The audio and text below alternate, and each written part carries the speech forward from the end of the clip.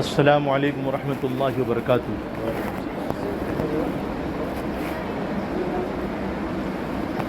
الحمد للہ نحمده ونستعینه ونستغفره ونؤمن به ونتوکل علیہ ونعوذ باللہ من شرور انفسنا ومن سیئات اعمالنا من يهده الله فلا مضل له ومن يضلل فلا هادي له ونشهد ان لا اله الا الله وحده لا شريك له ونشهد أن سيدنا ومولانا وحبيبنا وشفيعنا محمدا عبده ورسوله الذي أرسل بالحق بشيرا ونذيرا وداعيا إلى الله بإذنه وسراجا منيرا. أما بعد فأعوذ بالله من الشيطان الرجيم. بسم الله الرحمن الرحيم. لا أقسم بيوم القيامة ولا أقسم بالنفس اللوامة أيحسب الإنسان أن لن نجمع عظاما بلا قادرين على أن نسوي بنانا بل يريد الإنسان ليفجر أمامه يسأل أيان يوم القيامة فإذا برق البصر وخسف القمر وجمع الشمس والقمر يقول الإنسان يومئذ أين المفر كلا لا وزر. صدق الله المولان العظيم. يا رب صل وسلم دائما أبدا على حبيبك خير الخلق كلهم. برادران ملت، معزز سامعین کرام،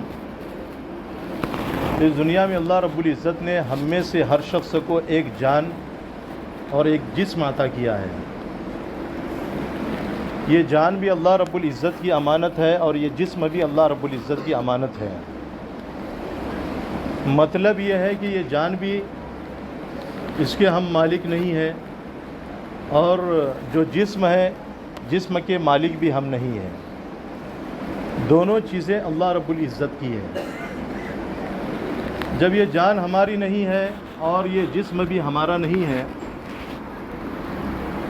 تو یہ ہے کس کا؟ یہ اللہ رب العزت ہی کا ہے، جس نے ہم کو پیدا کیا، جو خالق کائنات ہے، جو خالق ارض و سماوات ہے.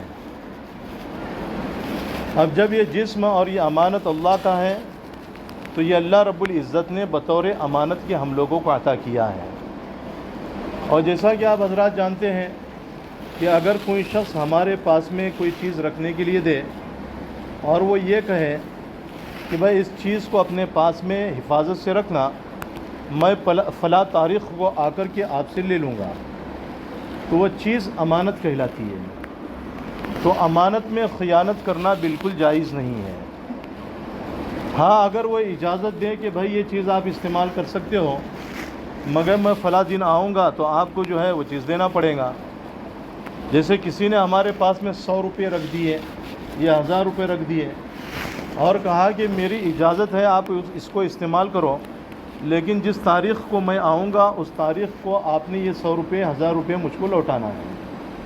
تو آپ کو 100 روپے استعمال کرنے کی اجازت ہے، وہ 1000 روپے استعمال کرنے کی اجازت ہے. ہاں، اگر وہ یہ کہے کہ بھائی یہ 100 روپے جو میں دے رہا ہوں یا 1000 روپے دے رہا ہوں، یہی 1000 روپے اور یہی 100 روپے بالکل اسی طریقے سے مجھ کو واپس کرنا ہے، تو اب اس میں جو ہے نا ذرہ برابر بھی خیانت کرنا بالکل جائز نہیں ہے. تو امانت کا مسئلہ ایسا ہوتا ہے کہ اس میں تصرف کرنا، استعمال کرنا بالکل جائز نہیں ہوتا. لیکن اللہ رب العزت نے اب ہم کو یہ جان دی ہے اور اللہ نے ہم کو ایک جسم دیا ہے، تو اللہ نے ہم کو اجازت دی ہے کہ میرے جو احکام ہیں ان میں تم کو جو ہے اپنی جان کو بھی لگانا ہے اور اس روح کو بھی لگانا ہے، جسم کو بھی لگانا ہے.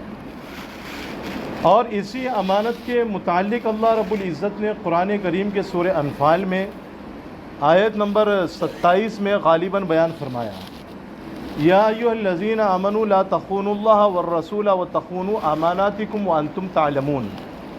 اے ایمان والو، تم اللہ کے ساتھ میں خیانت نہ کرو اور رسول کے ساتھ میں بھی خیانت نہ کرو، اور تم جو ہے اپنی امانت میں بھی خیانت نہ کرو اس حال میں کہ تم جانتے ہو. تو اللہ کی امانت میں خیانت کیا ہے اور رسول کی امانت میں خیانت کیا ہے اور ہماری امانت میں خیانت کیا ہے؟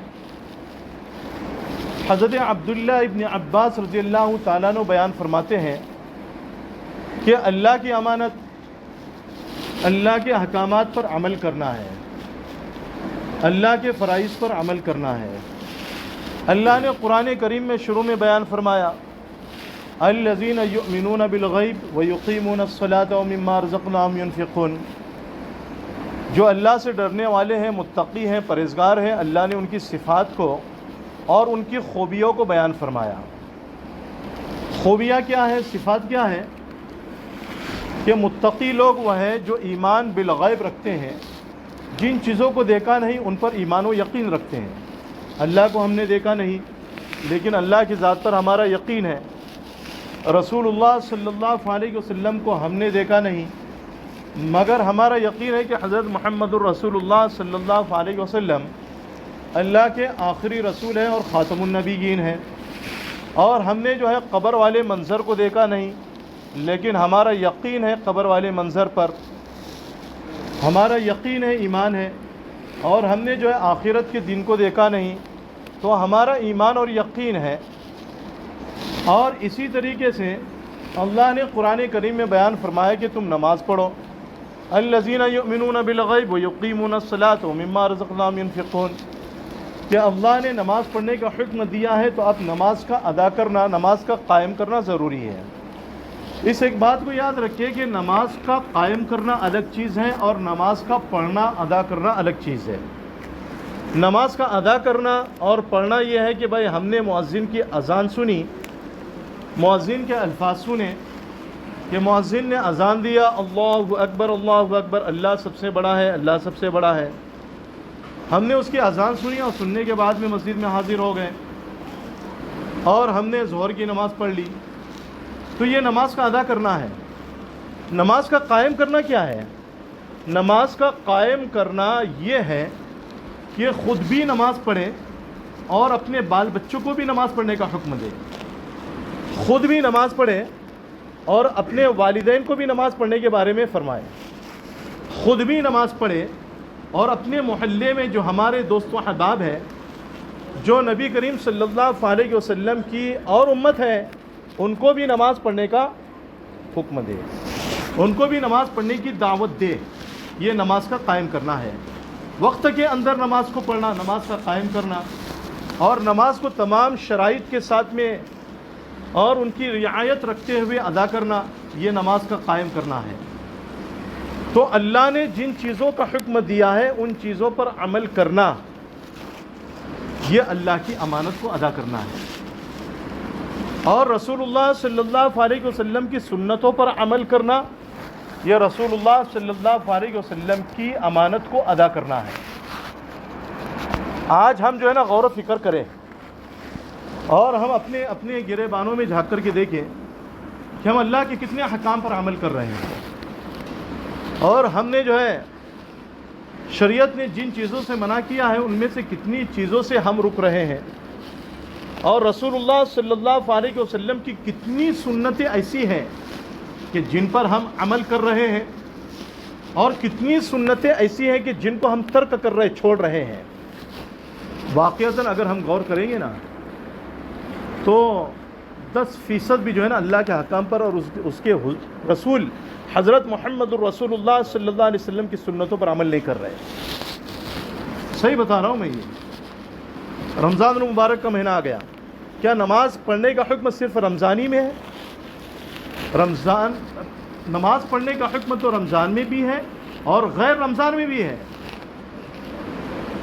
کیا قرآن کریم کی تلاوت کرنے کا حکم صرف رمضان میں ہے؟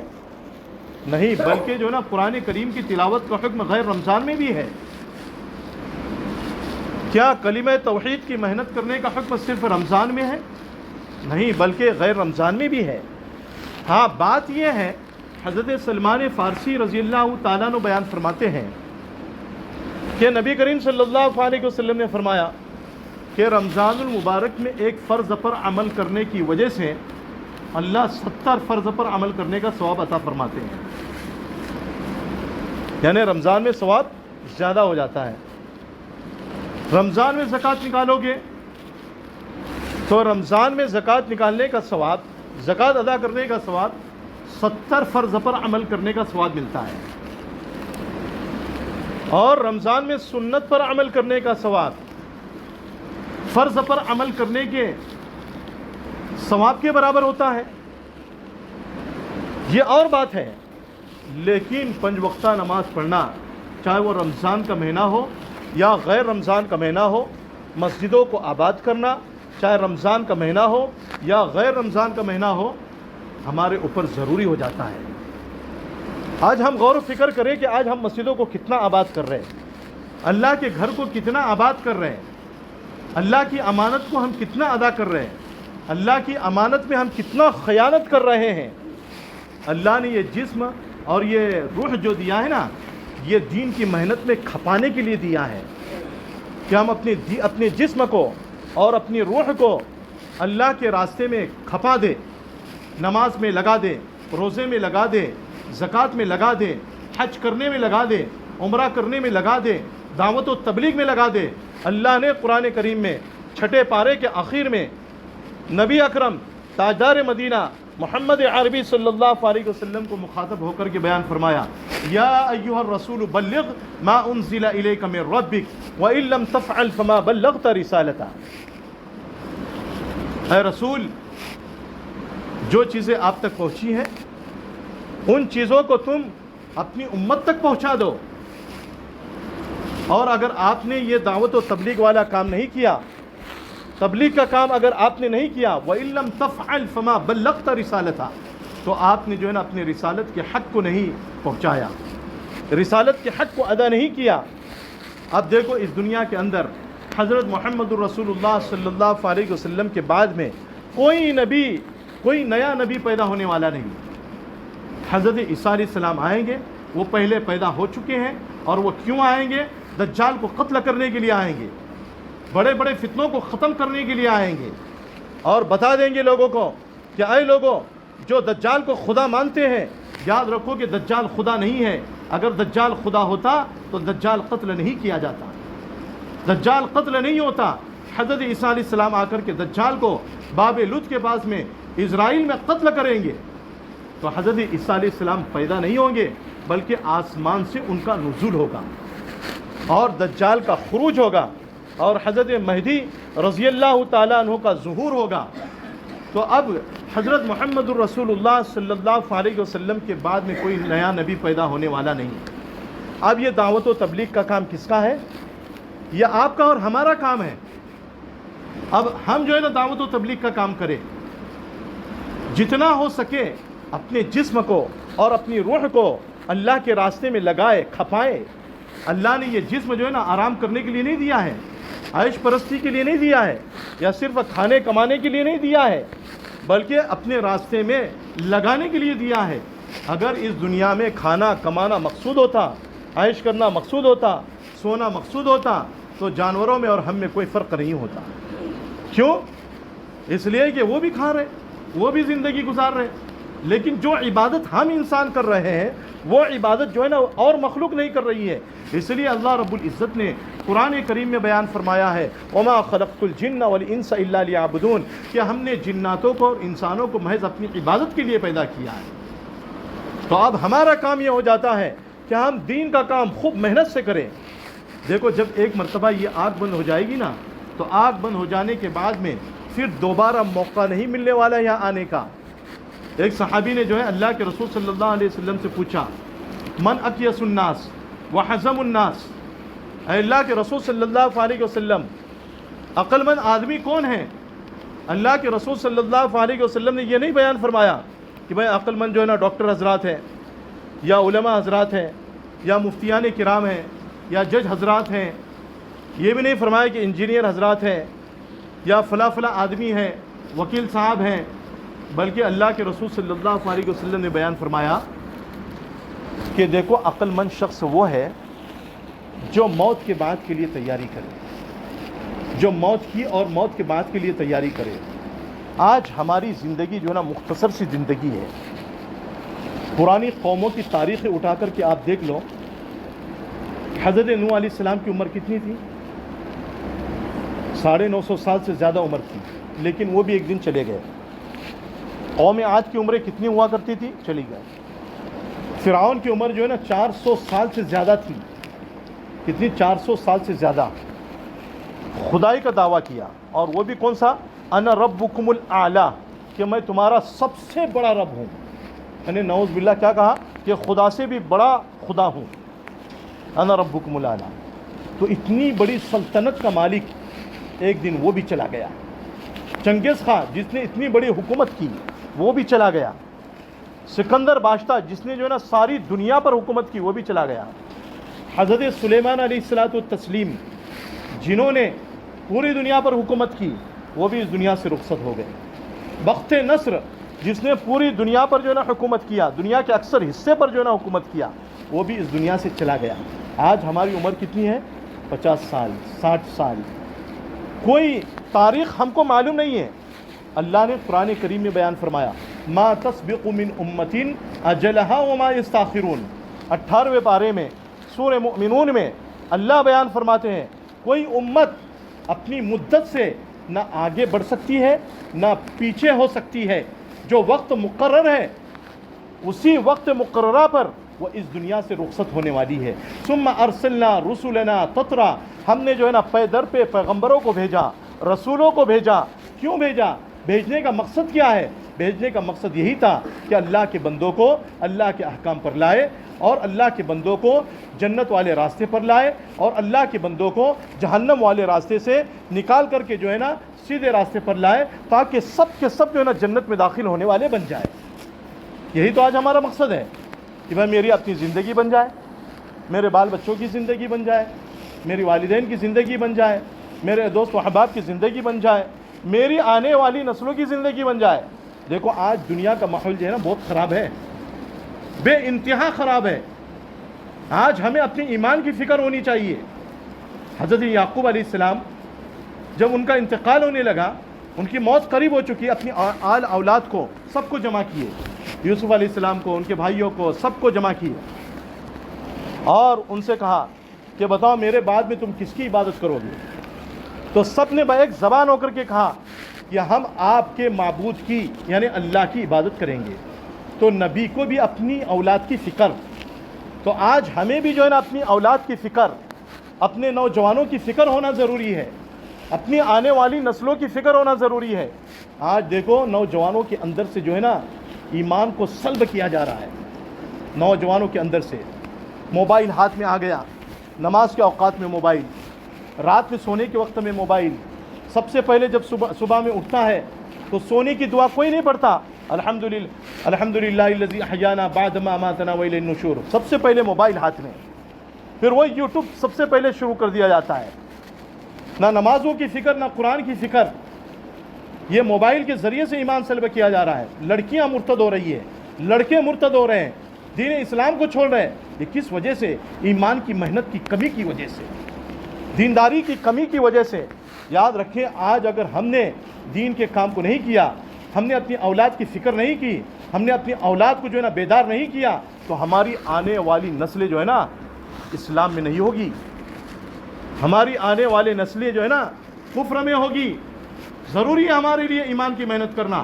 اس لیے اللہ رب العزت نے قرآن کریم میں بیان فرمایا یا ایھا الذین آمنوا لا تخونوا اللہ والرسول وتخونوا اماناتکم وانتم تعلمون، اے ایمان والو تم اللہ کے ساتھ میں بھی خیانت نہ کرو، رسول کے ساتھ میں بھی خیانت نہ کرو، اور اللہ نے جو امانت تم کو دی ہے اس امانت میں بھی خیانت مت کرو، اور اپنی امانتوں میں بھی خیانت مت کرو۔ اس جسم کو اللہ کے حوالے کرنا ہے، روح کو اللہ کے حوالے کرنا ہے، اور اللہ نے جو ایمان کی نعمت دی ہے وہ سب سے بڑی امانت ہے، اس کو بھی اللہ کے پاس میں لے جانا ہے۔ عمل کریں گے انشاءاللہ، اللہ آپ کو بھی اور مجھ کو بھی ایمان کی محنت کرنے کی توفیق نصیب فرمائے۔ دیکھو بھائی اسی اعتبار سے جو ہے نا آج اتوار کے دن جیسا کہ آپ حضرات کو معلوم ہے کہ عصر کے بعد میں گشت ہوتا ہے، مغرب کے بعد میں جو ہے نا بات ہوتی ہے۔ عام دنوں میں تو جو ہے مغرب کے بعد میں گشت ہوتا ہے اور عشاء کے بعد میں بات ہوتی ہے، لیکن رمضان میں جو ہے یعنی تراویح کا وقت ہوتا ہے، لوگ تراویح پڑھنے کے بعد میں تھک جاتے ہیں، اس لیے مغرب کے بعد میں جو ہے نا عمومی بات ہوتی ہے۔ تو آج گشت بھی ہوگا، گشت میں ساتھ دیں، اور مغرب کی نماز کے بعد میں انشاءاللہ عمومی بات ہوگی، تو اس میں بھی آپ حضرات تشریف رکھیں اور اپنے دوست و احباب کو بھی لائیں۔ عمل کریں گے انشاءاللہ، اللہ ہم سب کو عمل کی توفیق نصیب فرمائے۔ دعا پڑھ لے بھائی، سبحان اللہ بحمدہ، سبحانک اللہم وبحمدک، ونشہد ان لا الہ الا انت، ونستغفرک ونتوب الیک۔ سبحان ربک رب العزۃ عما یصفون، وسلام علی المرسلین، والحمد للہ رب العالمین۔